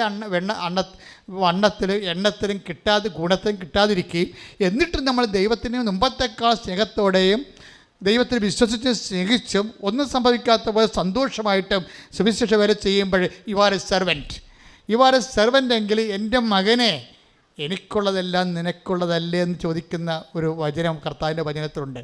ആരോട് ചോദിക്കണത്? മൂത്ത മകനോട് ചോദിക്കണതാണ്. എന്താ പ്രശ്നം? അവൻ ചോദിച്ചൊരു ആടിനെ കൂട്ടുകാരുമായിട്ട് ഉല്ലസിക്കാൻ വേണ്ടി, അത് കൊടുത്തില്ല. പക്ഷേ ഇളയ മകന് അവനെല്ലാം നശിപ്പിച്ചിട്ട് പിന്നെ അവന് കൊടുത്തു. ഈ അനീതി എന്താണെന്ന് ചോദിച്ചപ്പോൾ അപ്പൻ അവനെ കോരിപ്പിടിച്ച് പറഞ്ഞ വർത്തമാനമാണത്. എന്താണ്? എൻ്റെ മകനെ എനിക്കുള്ളതെല്ലാം നിനക്കുള്ളതല്ലേ, നിത്യത വരെ. എൻ്റെ ദൈവമേ നമ്മളൊക്കെ കേൾക്കപ്പെടാത്ത ചില പ്രാർത്ഥനകളില്ലേ, അതെല്ലാം നമ്മൾ ഉദ്ദേശിക്കുന്നത് നിത്യതയാണ്. അപ്പോൾ നീ പറയണം, ഞാനങ്ങനെ പറയണ ആളാണ്, കർത്താവേ ഇതെൻ്റെ നിത്യതയ്ക്കായി കാഴ്ചവെക്കുന്നു, അതുകൊണ്ട് എനിക്ക് നല്ല സ്വത്തുണ്ട്. നിങ്ങൾ പറയണ സ്വത്തല്ലെന്നേ ഉള്ളൂ, എനിക്ക് നല്ല സ്വത്തുണ്ട്. എത്ര കാലമായി കർത്താവിൻ്റെ കൂടെ. ഇതുപോലെ എന്തുമാത്രം ഞാൻ പറഞ്ഞ പകുതി മുക്കാലും കർത്താവ് എനിക്ക് തന്നിട്ടില്ല. ഞാൻ ചോദിച്ചതെല്ലാം കർത്താവിന് വേണ്ടി തന്നെയായിരുന്നു, എനിക്ക് വേണ്ടി ഞാൻ എന്ത് ചോദിക്കാനാണ്? പക്ഷേ എന്നിട്ട് പോലും കർത്താവ് പല കാര്യങ്ങളും തന്നിട്ടില്ല. പക്ഷേ തരാത്ത എല്ലാ കാര്യങ്ങളും ഞാൻ എൻ്റെ നിത്യതയ്ക്ക് വേണ്ടി കാഴ്ചവെച്ചുകൊണ്ട് കർത്താവിൻ്റെ സെർവൻ്റാകാൻ വേണ്ടി എന്നെ കണക്കാക്കണമെന്ന് പ്രാർത്ഥിച്ചിട്ടുണ്ട്. അങ്ങനെയാണ് നമ്മൾ സ്വത്തുകാരായി മാറണത്. അമ്മയോട് പറഞ്ഞ വാക്കെല്ലാം ദൈവം പാലിച്ചിട്ടുണ്ട്. അപ്പം ഫസ്റ്റ് ടൈം അത് പാലിച്ചില്ലെങ്കിൽ നീ കൂടുതൽ പേയ്മെൻറ്റ് കൊടുത്താൽ മതി. കൂടുതൽ ദൈവത്തെ സ്നേഹിച്ച് കൂടുതൽ ദൈവത്തിൻ്റെ വേലകൾ ചെയ്ത് കൂടുതൽ സുവിശേഷ സാക്ഷ്യമായിട്ട് നീ മുന്നേറുമ്പോൾ നീ ബ്രാൻഡഡ് ആവും. ആരാണ്? മകളായിട്ടും മകനായിട്ടല്ല, പിന്നെന്താണ്? ദാസനായിട്ടും ദാസിയായിട്ടും. അപ്പോഴും നമുക്കും പറയാം ഇത് കർത്താവിൻ്റെ ദാസൻ ദാസി. അതാണ് ഇത് ഉന്നതമായ സുവിശേഷ പദവി എന്ന് പറഞ്ഞ കൈയടിച്ച് കർത്താവിനെ ശ്രുതികടെ ഹല്ലേലൂയ ശ്രുതികടെ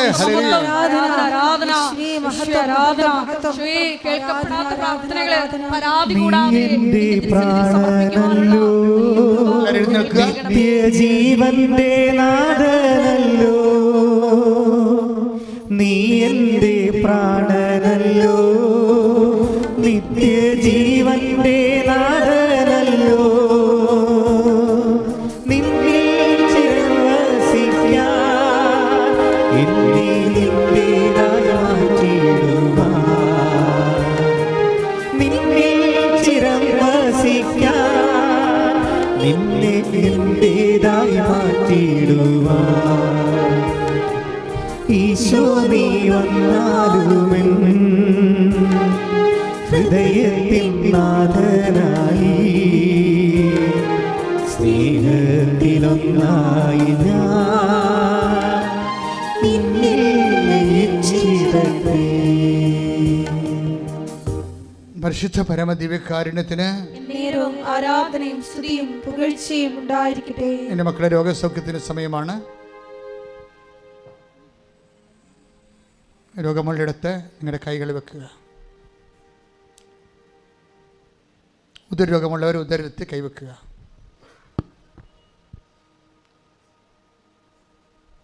വിട്ടുമാറാത്ത പ്രഷറുള്ളവർ നെഞ്ചത്ത് കൈവെക്കുക.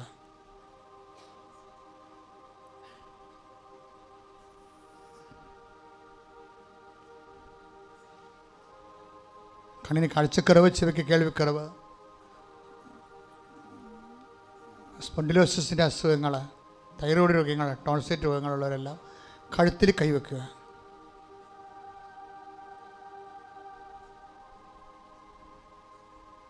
ശ്വാസകോശ രോഗികളെ നെഞ്ചിൽ കൈവെക്കുക. കരൾ രോഗികളെ നെഞ്ചിൻ്റെ താഴെ കൈവെക്കുക. ഉദരരോഗികൾ, കിഡ്നിക്കല്ലുള്ളവരെ നടുവിൽ കൈവെക്കുക. ഉദരരോഗികൾ പൊക്കിൻ്റെ അവിടെ കൈവെക്കുക. എന്ന് പറയുക, യേശു കർത്താവാണെന്ന് ഞാൻ അധരം കൊണ്ട് ഏറ്റുപറയുന്നു. ദൈവം അവനെ മരിച്ചവരിൽ നിന്ന്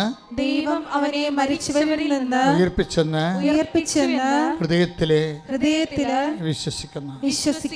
കർത്താവേ, റോമാ 10:9 അടിയൻ പ്രാർത്ഥിക്കുന്നു. നീയാണ് കർത്താവ്,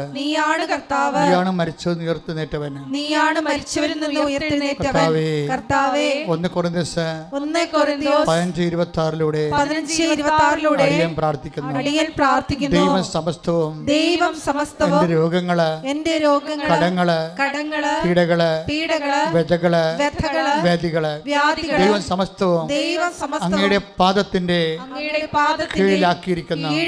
കർത്താവേ, ഞാൻ നിന്നിൽ വിശ്വസിക്കുമ്പോഴേ, നിന്റെ നാമത്തിൽ വിശ്വസിക്കുമ്പോഴേ, എന്റെ വിശ്വാസത്താൽ ഞാൻ സമസ്തവും എന്റെ പാദത്തിന്റെ കീഴിലാക്കിക്കൊണ്ട് നിന്റെ നാഥനും രക്ഷകനും ഏറ്റുപറയുമ്പോഴേ, യേശുവിന്റെ നാമത്തിലെ, നിന്റെ നാമത്തിലെ മാരകവേദികളും തീരാവ്യഥകളും യേശുവിന്റെ നാമത്തിലെ, യേശുവിന്റെ നാമത്തിലെ ഈ നിമിഷം മാറിപ്പോകട്ടെ. ശ്രദ്ധിക്കട്ടെ. ഞങ്ങളുടെ രോഗത്തെ ഏറ്റെടുത്തതിന് നന്ദി പറയുന്നു.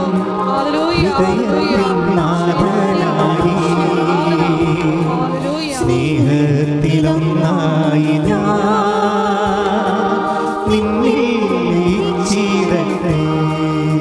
പരിശുദ്ധ പരമദിവ്യകാരുണ്യത്തിന് നേരവും ആരാധനയും സ്തുതിയും പുകഴ്ചയും ഉണ്ടായിരിക്കട്ടെ. അച്ഛനോട് ചേർന്ന് പ്രാർത്ഥി. കർത്താവ് ദൈവമേ, ജോലിയില്ലാത്തവരെ, വീടില്ലാത്തവരെ, വിവാഹം ഒത്തുവരാത്തവരെ, മക്കളില്ലാത്തവരെ, വിദ്യാഭ്യാസ മേഖലകളിലെ പലതരത്തിലുള്ള പ്രയാസങ്ങളും തടസ്സങ്ങളും അനുഭവിക്കുന്നവരെ, അമ്മേ പരിശുദ്ധ അമ്മേ, മാതാവേ, ഈ നിമിഷം അവർക്കെല്ലാം മാധ്യസ്ഥം വഹിക്കണമേ. കടങ്ങള്, ജപ്തി നടപടികള്, പലതരത്തിലുള്ള വഴക്കുകള്, ഭിന്നതകള്, കേസുകള് ഈ നിമിഷം പരിശുദ്ധ അമ്മയുടെ മാധ്യസ്ഥതയിലെ യേശുവിന്റെ നാമത്തിൽ സമർപ്പിക്കുന്ന. ശ്രദ്ധിക്കട്ടെ. ഹല്ലേലൂയ, ഹല്ലേലൂയ, ഹല്ലേലൂയ. ഞങ്ങളുടെ ഉടമ്പടി വിഷയങ്ങൾ ഏറ്റെടുക്കണമേ എന്ന് പ്രാർത്ഥിക്കുന്നു.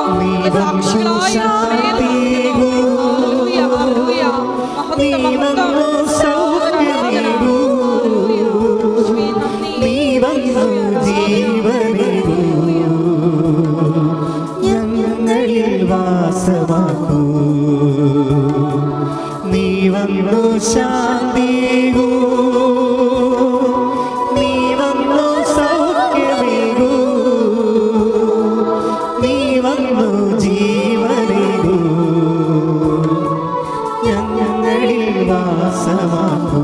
പരിശുദ്ധ പരമദിവ്യകാരുണ്യത്തിന് ആരാധനയും സ്തുതിയും പുകഴ്ചയും ഉണ്ടായിരിക്കട്ടെ. എൻ്റെ പ്രിയപ്പെട്ടവരെ, ഉടമ്പടി എടുത്ത ആൾക്കാരെ സമർപ്പിച്ചുകൊണ്ട് പ്രാർത്ഥിക്കാം.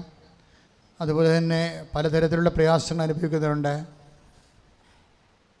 അവരുടെ എല്ലാം വിഷമതകളെയും വേദനകളെയും കർത്തൃദിവസത്തിന് സമർപ്പിക്കേണ്ട സമയമാണിത്. കർത്താവിൻ്റെ വിശുദ്ധ പൗരോഹിത്യത്തെ മഹത്വപ്പെടുത്തണമെന്ന് പ്രാർത്ഥിക്കുന്നു. കർത്താവ് സഭയിലുള്ള സാന്നിധ്യത്തെ പ്രകടമാക്കണമെന്ന് പ്രാർത്ഥിക്കുന്നു. പരീക്ഷയ്ക്ക് വേണ്ടി ഒരുങ്ങിയിരിക്കുന്ന ഓരോ തരം പരീക്ഷകൾക്ക് വേണ്ടി ഒരുങ്ങിയിരിക്കുന്ന മക്കളെ അങ്ങേക്ക് സമർപ്പിക്കുന്നു. പരീക്ഷ കഴിഞ്ഞവരെ, റിസൾട്ട് പ്രതീക്ഷിക്കുന്നവരെ സമർപ്പിച്ചുകൊണ്ട് പ്രാർത്ഥിക്കുന്നു. കർത്താവ് ഓരോരോ ആവശ്യത്തിന് വേണ്ടി, കർത്താവ് സാമ്പത്തികമായ ഇത് ലഭിക്കുന്നതിന് വേണ്ടി പരിശ്രമിക്കുന്നവരും, അതിന് വ്യത്യസ്തമായ ഡേറ്റുകൾ ഓർത്ത് ഉത്കണ്ഠപ്പെടുന്നവരെയും, ആ ഡേറ്റിനുള്ളിൽ നടന്നില്ലെങ്കിൽ അത് വലിയ വിഷയമായി മാറാൻ സാധ്യതയുള്ള എല്ലാവരെയും ഇപ്പോഴും അങ്ങേക്ക് ഏൽപ്പിച്ച് പ്രാർത്ഥിക്കുന്ന ഈശോയെ. കർത്താവെ, അതേസമയം തന്നെ കർത്താവെ, എല്ലാ മക്കളെയും നീ ഏറ്റെടുക്കണമെന്ന് പ്രാർത്ഥിക്കുന്നു. പലതരത്തിലുള്ള ബന്ധങ്ങൾ, കേസുകൾ, വഴക്കുകൾ, ഭിന്നതകൾ, തെറ്റായ പ്രണയങ്ങൾ, അതിലെല്ലാം എല്ലാം കർത്താവ് അനുഭവിക്കുന്ന കുടുംബങ്ങൾ, കുടുംബത്തിൻ്റെ അവസ്ഥകൾ, അവൻ്റെ കണ്ണുനീരുകളെ കർത്താവ് അംഗീകരിപ്പിക്കുന്നു. വിവാഹിതരായവരിൽ തന്നെ ഉണ്ടാക്കുന്ന ഭിന്നതകൾ, അവർ തമ്മിൽ നിലനിൽക്കുന്ന കേസുകൾ, അതുമൂലം ഉണ്ടാകുന്ന കുടുംബത്തിൻ്റെ തകർച്ചകൾ, കുടുംബത്തിലുണ്ടാകുന്ന അസമാധാനങ്ങൾ, എൻ്റെ ഈശോയെ, വാശിലും വൈരാഗ്യത്തിലും മത്സരത്തിലും പെട്ടുപോയ ഒരു കർത്താവ്, അതിൻ്റെ വിജയത്തിന് വേണ്ടി കർത്താവ് അന്ധമൂകരായി കർത്താവ് പ്രവർത്തിക്കുന്നവർ, കർത്താവ് അതിന് വൈരാഗ്യം ഉജ്ജ്വലിപ്പിക്കാൻ വേണ്ടി, തങ്ങളുടെ ഭാഗം ശരിയാണെന്ന് ന്യായീകരിക്കാൻ വേണ്ടി കർത്താവ് എല്ലാ എനർജികളും ഉപയോഗിക്കുന്നവർ എല്ലാവരെയും കർത്താവ് അങ്ങയുടെ തിരുസന്നിധിയിൽ സമർപ്പിച്ചുകൊണ്ട് ഭിന്നിച്ച കുടുംബങ്ങൾ, തകർന്നുപോയ കുടുംബങ്ങൾ, തകർന്നുകൊണ്ടിരിക്കുന്ന കുടുംബങ്ങൾ കർത്താവ് എല്ലാം സമർപ്പിച്ച് പ്രാർത്ഥിക്കും. ഇപ്പോഴേ കർത്താവ് കുടുംബടി എടുത്തതിൻ്റെ പേരിൽ കുഞ്ഞുങ്ങളെ ലഭിച്ചവരും പ്രഗ്നൻ്റ് ആയവരെയും കർത്താവ് നിന്റെ തിരുമുറുതും വലതുകരെ അവിടെ ഉദരങ്ങൾ സ്പർശിച്ച് കർത്താവ് പൂർണ്ണ വളർച്ചയെത്തിയ കുഞ്ഞിനെ കർത്താവ് ആരോഗ്യത്തിൽ പ്രസവിക്കുന്ന അമ്മയും കുഞ്ഞും ആരോഗ്യമായിരിക്കാൻ കർത്താവ് അങ്ങേക്ക് സമർപ്പിക്കുന്ന കർത്താവ്. അതുപോലെ തന്നെ കർത്താവ് മക്കളില്ലാത്തവർ വേദനിച്ച് പ്രാർത്ഥിക്കുന്നവരെ ഈശോ അൾത്താരിൽ അവിടെ അവരുടെ രക്തത്തിൽപ്പെടുന്ന കുഞ്ഞുമായി അൾത്താരക്കറ ഇടയാക്കണമെന്ന് പ്രാർത്ഥിക്കുന്ന കർത്താവ്. കുടുംബം പോറ്റാൻ ജോലിയില്ലാത്തവർ, മക്കളുടെ മുമ്പിൽ കർത്താവ് അഭിമാനത്തിൽ നിൽക്കാൻ നിവൃത്തിയില്ലാതെ കടത്തിലും സാമ്പത്തിക അവസ്ഥകളിലും പെട്ടുപോയ മാതാപിതാക്കന്മാർ കർത്താവ് എന്ത് ചെയ്യുമെന്ന് അറിയാൻ പാടില്ലാതെ സങ്കടം അനുഭവിക്കുന്നവർ, കൊടിയ വേദന അനുഭവിക്കുന്ന അവരെല്ലാം കർത്താവ് ഇപ്പോഴും ഏറ്റെടുക്കണം പ്രാർത്ഥിക്കുന്നു. ദൈവത്തിൻ്റെ കണ്ണ് അവരിലേക്ക് ചൊരിയട്ടെ. ഇവിടെ വന്ന് സാക്ഷ്യം പറയാൻ പരിശുദ്ധ അമ്മയുടെ മാധ്യസ്ഥയിൽ അവരെ ദൈവം അനുഗ്രഹിക്കട്ടെ എന്ന് പ്രാർത്ഥിച്ചുകൊണ്ട് ശ്രദ്ധിക്കുന്നു. ശ്രദ്ധിക്കട്ടെ. ഹല്ലേലൂയ. ഹല്ലേലൂയ, ഹല്ലേലൂയ, ഹല്ലേലൂയ, ഹല്ലേലൂയ. യേശുവേ നന്ദി, യേശുവേ ആരാധന. ഹല്ലേലൂയ, ഹല്ലേലൂയ. ഞങ്ങളുടെ വിശ്വാസത്തെ ഏറ്റെടുക്കണമേ. സാക്ഷികളായി ഇരിക്കണമേ. നീ വന്നു സൗഖ്യമേകൂ, നീ വന്നു ജീവനേകൂ, ഞങ്ങളിൽ വാസമാക്കൂ. നിൽക്കുക. സമാപന ആശീർവാദമാണ്. നമ്മുടെ എല്ലാ ഉടമ്പടിയിൽ വെച്ചിരിക്കുന്ന എല്ലാ വിഷയങ്ങളും പരിശുദ്ധ അമ്മയുടെ മധ്യസ്ഥയിലും ദിവ്യകാരുണ്യ സന്നിധിയിലും മൗനമായിട്ട് സമർപ്പിക്കാം. അമ്മയുടെ പ്രത്യക്ഷീകരണത്തിന്റെ സാക്ഷികളായി ഞങ്ങളെയും ഞങ്ങളുടെ കുടുംബത്തെയും ഉയർത്തണമേ എന്ന് പ്രാർത്ഥിച്ചുകൊണ്ട് ശിരസ് നമിച്ച് നമുക്ക് ആശീർവാദം സ്വീകരിക്കാം.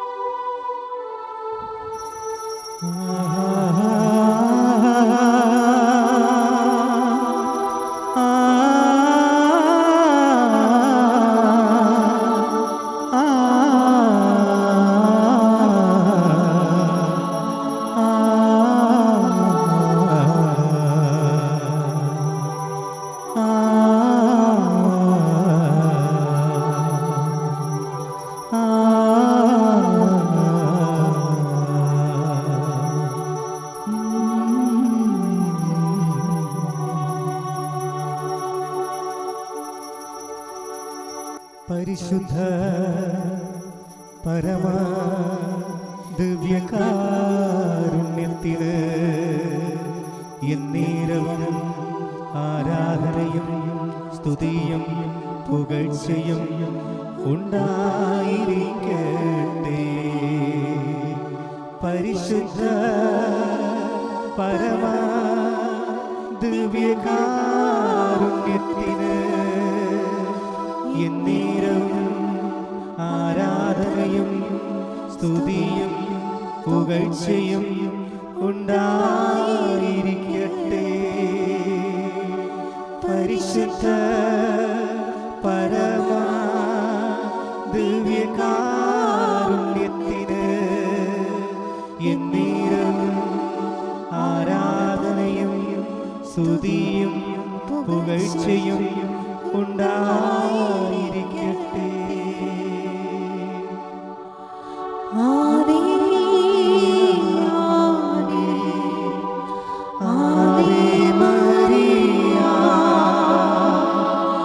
ആവേ ആവേ മരിയ.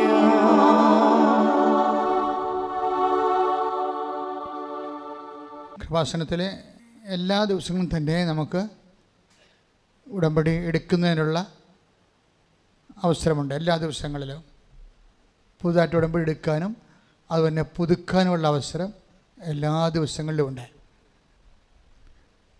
അതുപോലെ വിദ്യാർത്ഥികൾക്കുള്ള പരീക്ഷയില്ല, പ്രൊഫഷണൽ പരീക്ഷ, അവർക്കുള്ള അച്ഛനെ കണ്ട് പ്രാർത്ഥിക്കാനുള്ള ശുശ്രൂഷയും രോഗികൾക്കുള്ള ശുശ്രൂഷയും അതുപോലെ ജീവിത പ്രശ്നങ്ങൾക്കുള്ള ശുശ്രൂഷയും അതിനുള്ള ചീട്ടുകൾ ഓഫീസിൽ നിന്ന് ലഭിക്കുന്നതാണ്. അച്ഛനില്ലാത്ത ദിവസം നോക്കി നിങ്ങൾ വരരുത്. അങ്ങനെ കാണാൻ ഉദ്ദേശിക്കുന്നവർ 9447285400 എന്ന നമ്പറിൽ പ്രാർത്ഥിച്ച് വിളിക്കണം. നിങ്ങൾ ചില ആൾക്കാർ പരവേശം കെട്ടി വിളിക്കുന്നതുകൊണ്ടാണ് ഈ പ്രശ്നം. കാര്യം ആ നമ്പറാണ് എല്ലായിടത്തും ഉള്ളത്. അപ്പോൾ ആ നമ്പറിൽ എപ്പോഴും ബിസി ആയിരിക്കും. 10 തൊട്ട് 9 മണി വരെ, വൈകുന്നേരം 5 മണി വരെയാണ് നമ്പർ എടുക്കുന്നത്. അപ്പോൾ ആ നമ്പറിൻ്റെ ഉള്ളിൽ ഇത്തിരി സമയമെടുത്ത് വിളിച്ച് പ്രാർത്ഥിച്ച് വിളിക്കണം. അപ്പോൾ ഇവിടെ വിളിക്കണം എന്തിനാണെന്ന് വെച്ച് കഴിഞ്ഞാൽ ഉടമ്പടി എടുക്കാത്തവരെ വിളിക്കണമെന്ന് ഞാൻ പറയത്തില്ല. പക്ഷേ ചില ആൾക്കാർ ഉടമ്പടി ഇവിടെ വന്ന് എടുത്തിട്ട് അന്ന് തന്നെ അച്ഛനെ കാണുന്നവരുണ്ട്. അത് വലിയ രോഗികളായിരിക്കും, കടുത്ത രോഗികൾ. അവരന്ന് തന്നെ ചിലപ്പോൾ കാണാൻ പറ്റും. മറ്റുള്ളവർക്കെല്ലാം ഉടമ്പടി എടുത്തു പോയവർ അന്ന് തന്നെ കാണാൻ പറ്റത്തില്ല. ഇപ്പോൾ ജപ്തി നടപടി അങ്ങനെയൊക്കെയുള്ള കേസില്ലേ, അപ്പോൾ അവർ അന്ന് തന്നെ ഉടമ്പടി എടുത്ത് അന്ന് തന്നെ കാണാൻ വേണ്ടി വരരുത്, ചീട്ട് കിട്ടത്തില്ല. എന്താ കാരണം വെച്ച് കഴിഞ്ഞാൽ നിങ്ങൾ ഉടമ്പടി ഒരു 2 ആഴ്ചയെങ്കിലും ഉടമ്പടിയിൽ നിന്ന് മുന്നോട്ട് പോകണ്ടേ. അപ്പോൾ നിങ്ങൾ ഉടമ്പടി ഭാഗമാകണ്ടേ. അപ്പം അതുകൊണ്ട് രോഗികൾക്ക് നമുക്കങ്ങനെ നീട്ടിക്കൊണ്ടു പോകാൻ പറ്റത്തില്ല. ഇപ്പം മറ്റുള്ളവരെല്ലാവരുടെയും കാര്യങ്ങൾ ഉടമ്പടി എടുത്ത് പിന്നെ പരീക്ഷക്കാർ ഹോൾ ടിക്കറ്റ് ഉണ്ടെങ്കിൽ ഇപ്പോൾ ഈ അടുത്ത ആഴ്ചയിൽ പരീക്ഷയാണ്, ഹോൾ ടിക്കറ്റ് ഉണ്ട്, തീർച്ചയായിട്ടും ചീട്ട് കിട്ടും.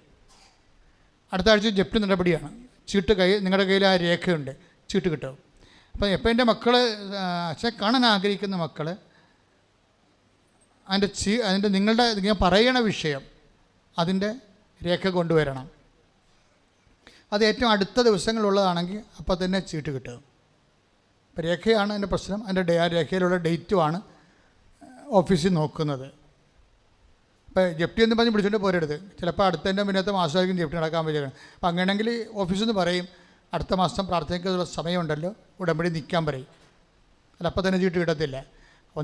കൊടുക്കാത്തതിനെ കാരണം ഒന്നാമത്തെ കാര്യം, ഇപ്പോൾ ഉടമ്പടി എടുത്തിട്ട് ഇപ്പോൾ തന്നെ ജപ്തിയാണെന്ന് ചീട്ട് കൊണ്ടുവരുന്ന ആൾക്കാരില്ലേ, അവർ ഉടമ്പടി അച്ഛനെ കണ്ടു കഴിഞ്ഞാൽ ഉടമ്പടി ഉഴപ്പും. അതുകൊണ്ട് ഞങ്ങൾക്ക് വിശ്വാസമില്ലാതെ കൊണ്ടാണ് കൊടുക്കാത്തത്.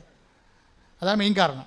അപ്പോൾ അവർ ഉടമ്പടി മുന്നോട്ട് പോവുക, എന്നിട്ട് ആ ജപ്തി ആവുന്ന ദിവസത്തിന് ഒരാഴ്ച മുമ്പ് വന്ന് ചീട്ട് വാങ്ങിക്കുക.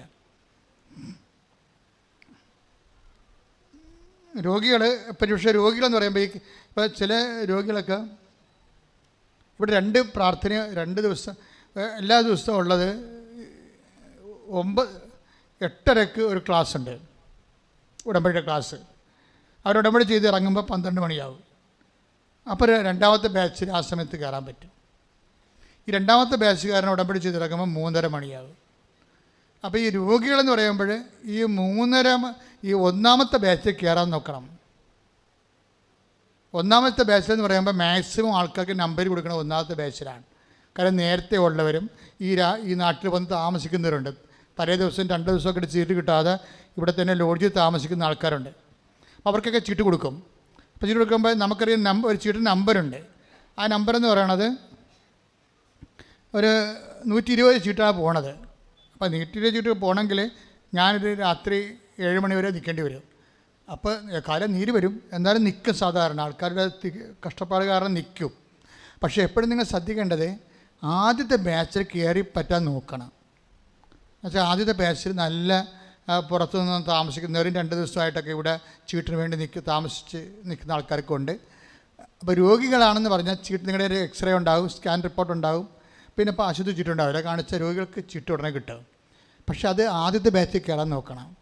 കാര്യം രണ്ടാമത്തെ ബാച്ചിൽ ചീട്ട് കിട്ടുന്ന കാര്യം ചിലപ്പോൾ ഈ ആദ്യത്തെ ബാച്ചിൻ്റെ കാര്യം ചീട്ട് ചിലപ്പോൾ എടുത്ത് തീർന്നില്ല എന്നുണ്ടെങ്കിൽ രണ്ടാമത്തെ ബാച്ചിൽ ചീട്ട് കിട്ടത്തില്ല. അപ്പോൾ നിങ്ങൾ രോഗികളെയും കൊണ്ട് വരാനുള്ളവർ എന്ന് പറയുമ്പോൾ ഇത്തിരി നേരത്തെ പോരണതായിരിക്കും നല്ലത് എപ്പോഴും. കാര്യം എന്താ സംഭവിച്ചാൽ രണ്ടാമത്തെ ബാച്ചിൽ അവർ പുറത്തിറങ്ങുമ്പോൾ 3:30 മണിയാകത്തില്ലേ.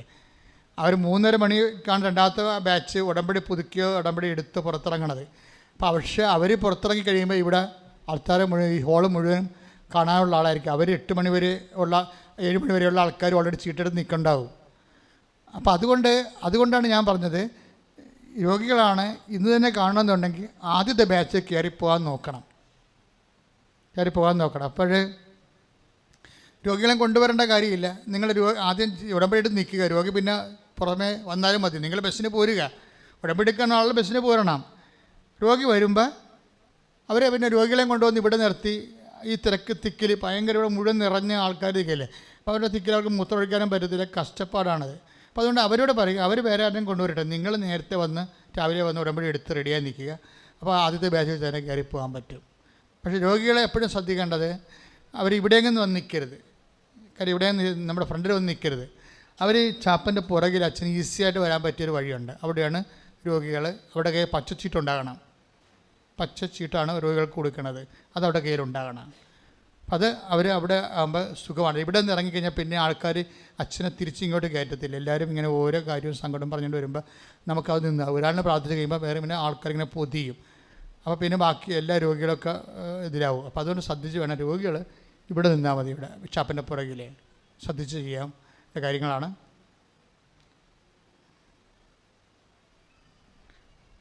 രണ്ടാമത്തെ അറിയിപ്പ്,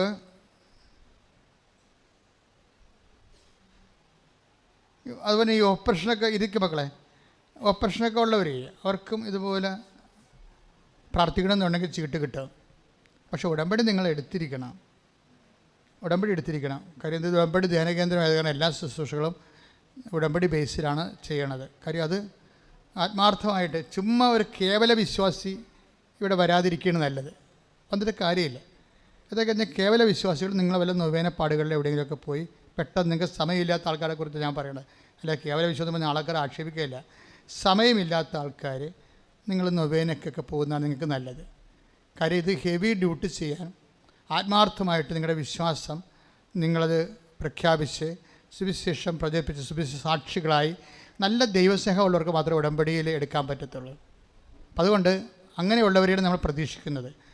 പക്ഷേ ഒരു കാര്യം ഉണ്ടാകും, ഈ കേവലമായ വിശ്വാസം ഉടമ്പടിയിൽ വരുമ്പോഴുള്ള വ്യത്യാസം എന്ന് പറയുന്നത്, ഇതിൽ നമുക്ക് നിത്യത വരെ ഇതിൻ്റെ ഒരു സത്യസന്ധത ആയിട്ടാണ് ഇത് നിങ്ങൾ ചെയ്യണ. കാരണം ഇതിൻ്റെ കൃപ നമുക്ക് വർണ്ണനാതീതമാണ് അത്രയ്ക്കും.